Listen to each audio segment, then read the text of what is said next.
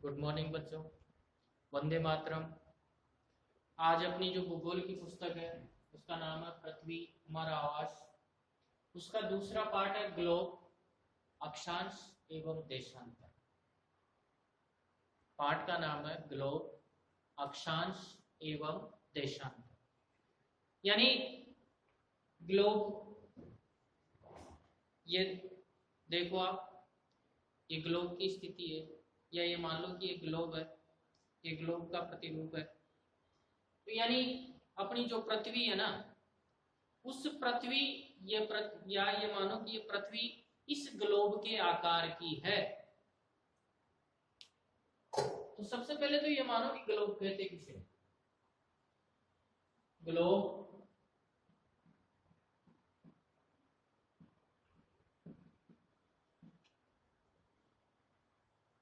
हमारी पृथ्वी का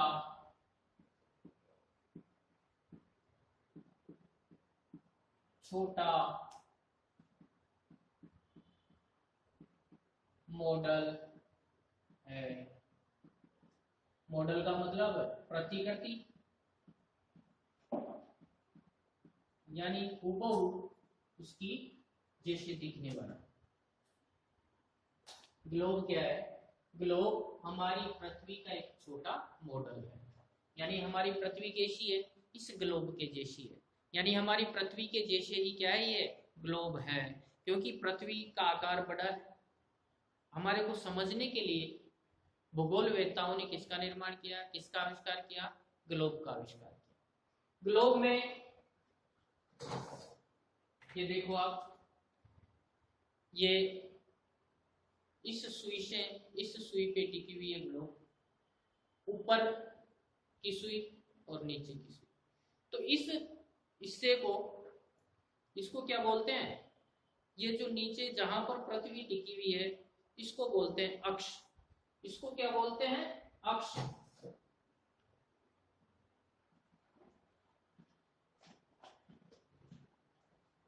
यानी जिस तरह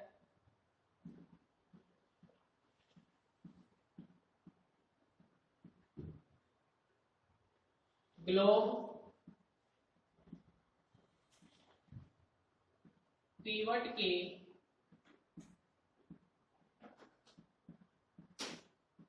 चारों और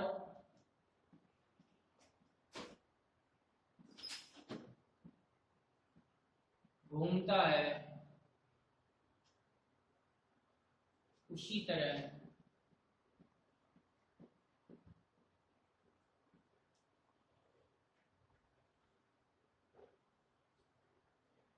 पृथ्वी एक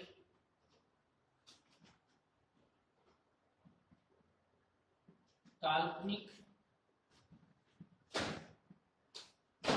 रेखा पर घूमती, जिसे अक्ष कहते हैं, जिसे अक्ष कहते हैं। यानी ये मानो ये ग्लोब है, ये ग्लोब अक्ष पे टिके हुए हैं। इस अक्ष पे टिके होने के कारण इसको अगर यूं घुमाते हैं तो ये पृथ्वी कहां पे घूमती है? अपने अक्ष पर घूमती है। किसके ऊपर घूमती है? अक्ष पर घूमती है। पृथ्वी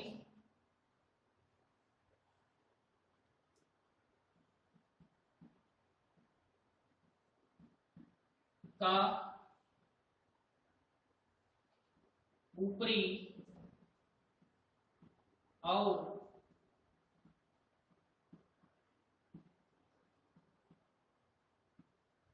निचला भाग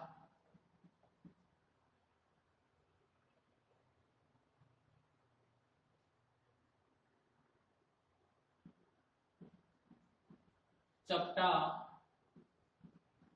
और बीच का भाग उभरा हुआ है।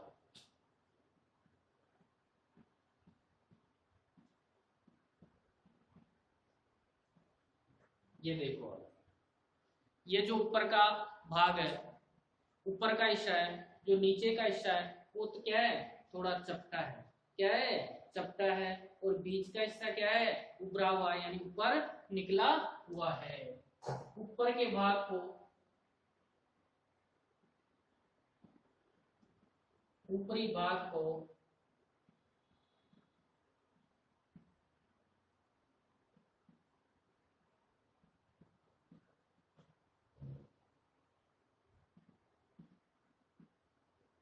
उत्तरी गोलार्ध और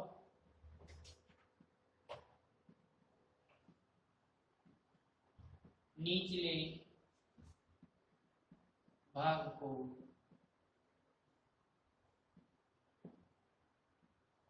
दक्षिणी गोलार्ध कहते हैं।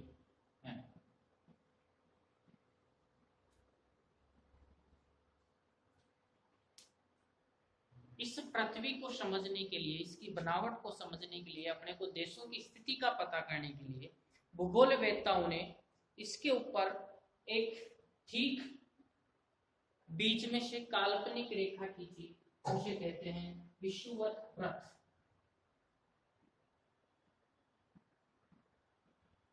विषुवत वृत्त या विषुवत रेखा।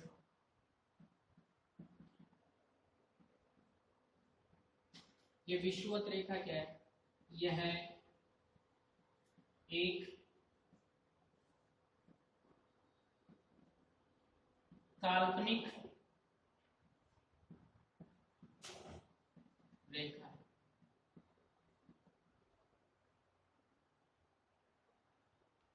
जो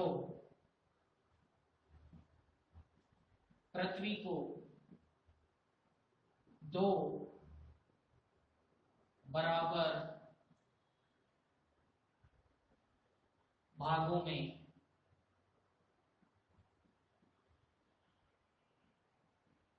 विभाजित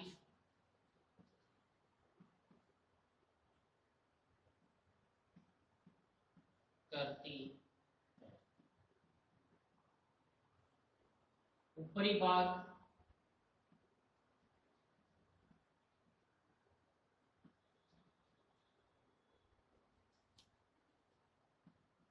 को उत्तरी गोलार्ध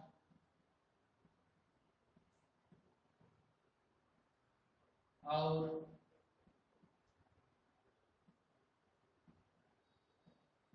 दक्षिणी भाग को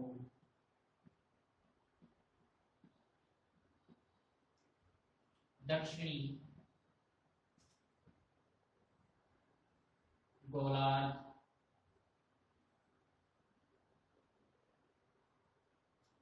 कहते हैं।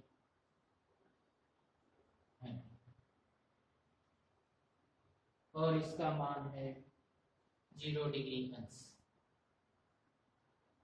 मान 0 डिग्री अंश।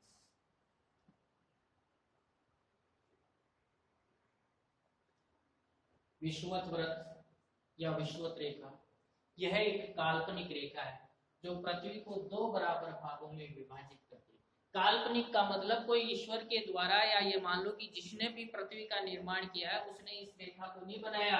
ये तो भूगोलवेत्ताओं ने पृथ्वी को समझने के लिए, देशों की स्थिति का पता लगाने के लिए क्या किया है, ग्लोब पर काल्पनिक रेखा खींची। वो कैसी है, ठीक पृथ्वी के मध्य से। कहां से गुजरती है, ठीक पृथ्वी के मध्य से गुजरती है। इसे विषुवत वृत्त या विषुवत रेखा नाम दिया गया। ये जो पृथ्वी को दो बराबर भागों में विभाजित करती है, ऊपरी भाग को उत्तरी गोलार्ध और दक्षिणी भाग को दक्षिणी गोलार्ध नाम दिया गया।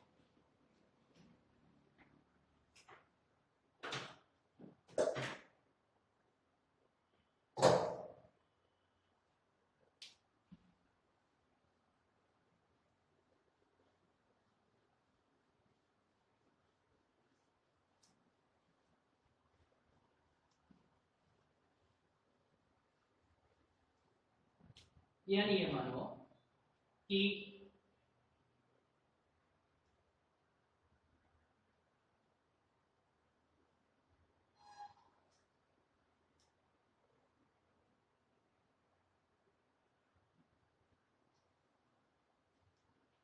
ये अपनी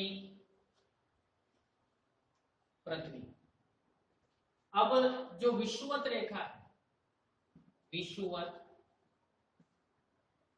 रेखा या विषुवत व्रत, वो कहां से है? ठीक पृथ्वी के मध्य से।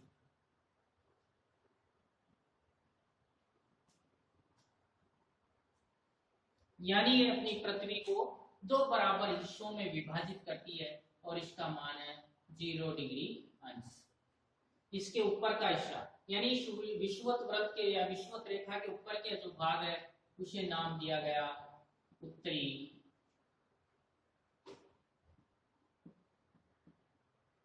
गोलार्ध, और जो नीचे का हिस्सा है उसे नाम दिया गया दक्षिणी गोलार्ध।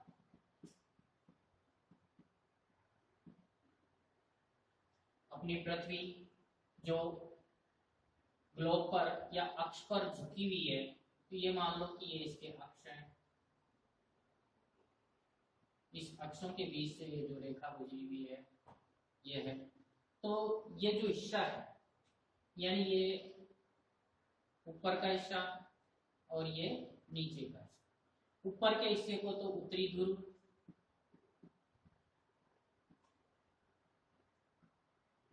और नीचे के जो हिस्सा है उसे कहते हैं दक्षिणी ध्रुव। इस गोलार्ध में यानी उत्तरी गोलार्ध में कितनी अक्षांश रेखाएं या अक्षांश रेखाओं का मान कितना है? तो वो है कि जो विषुवत रेखा है, ये विषुवत रेखा के विषुवत व्रत शून्य अक्षांश को दर्शाती है। यानी ये जो विषुवत व्रत है, विषुवत व्रत या विषुवत रेखा शून्य अक्षांश को दर्शाती है, अक्षांश को बताती है। ठीक है। और चूंकि विषुवत व्रत से दोनों तरफ, विषुवत व्रत से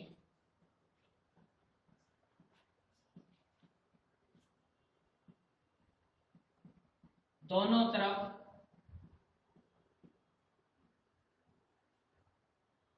ध्रुवों के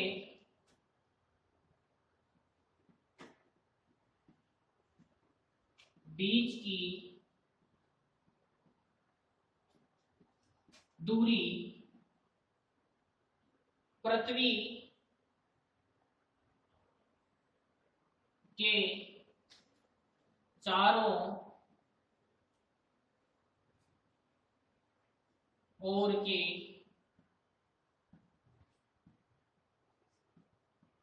व्रत के चारों ओर के व्रत का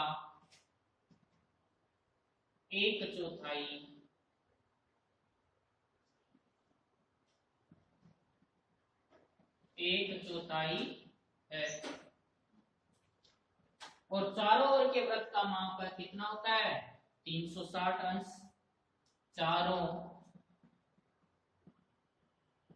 ओर के व्रत का माप 360 अंश। यानी एक व्रत बनाते हैं अपन, एक व्रत बनाते हैं तो उस पूरे व्रत का माप कितना होता है? 360 डिग्री या 360 अंश। तो ये जो पृथ्वी के चारों ओर के व्रत का कितना है? ये एक हिस्सा 1/4 कितना है? 1/4 यानी 360 भाग 1/4। ये कितना बच गया? 90 डिग्री अंश। कितना बच गया? 90 डिग्री अंश। यानी फिर एक काल्पनिक रेखा खींची और इसका मान है 23.5 डिग्री उत्तरी अक्षांश। और इसे क्या कहते हैं? मकर रेखा। इसे क्या नाम दिया गया? मकर रेखा। फिर एक है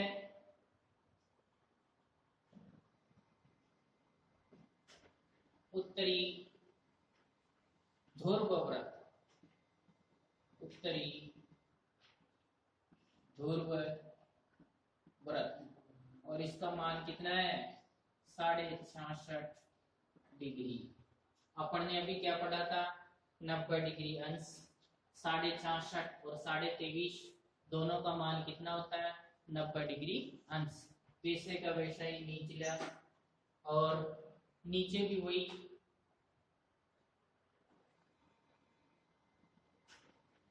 23.5 डिग्री दक्षिणी अक्षांश, और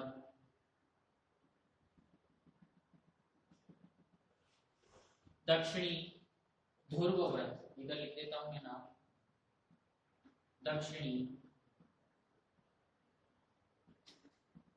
ध्रुव व्रत।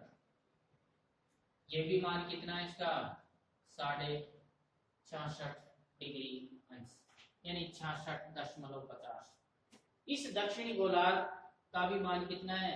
वही 90 डिग्री अंश पढ़ा अपन ने।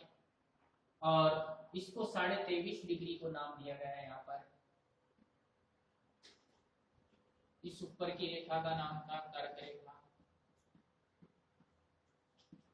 और ये है मकर रेखा।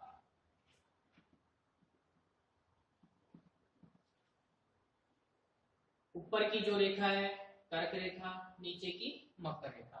ऊपर की जो उत्तरी अक्षांश या उत्तरी गोलार्ध में जो अक्षांशों का मान है वो 90 डिग्री अंश, और दक्षिणी गोलार्ध में भी कितना है? 90 डिग्री अंश। और ये जो ध्रुव है, इस ध्रुवीन ध्रुवों पर, यानी उत्तरी ध्रुव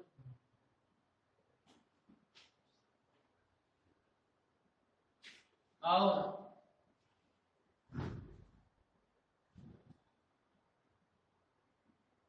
दक्षिणी ध्रुव पर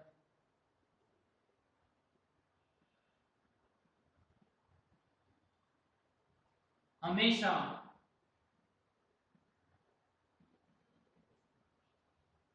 बर्फ जमी रहती है। क्यों जमी रहती है? क्योंकि भाई ये मानो आप कि सूर्य है, सूर्य ठीक बीच में चमकता है पृथ्वी के। सूर्य की किरणें ठीक बीच में ज्यादा गर्माहट देगी, और जो ध्रुव है, जो किनारे हैं, वहां पर सूर्य की रोशनी, सूर्य की उष्मा बहुत कम, या ये मान लो कि न के बराबर पहुंच पाती है। इस वजह से यहाँ पर क्या होती है? बर्फ जमी रहती है, क्योंकि वो बर्फ पिघलती नहीं है। यहाँ तक पढ़ा, उसका दोहरान करना है, नोट्स की कॉपी में उतारना है और याद करना है। धन्यवाद।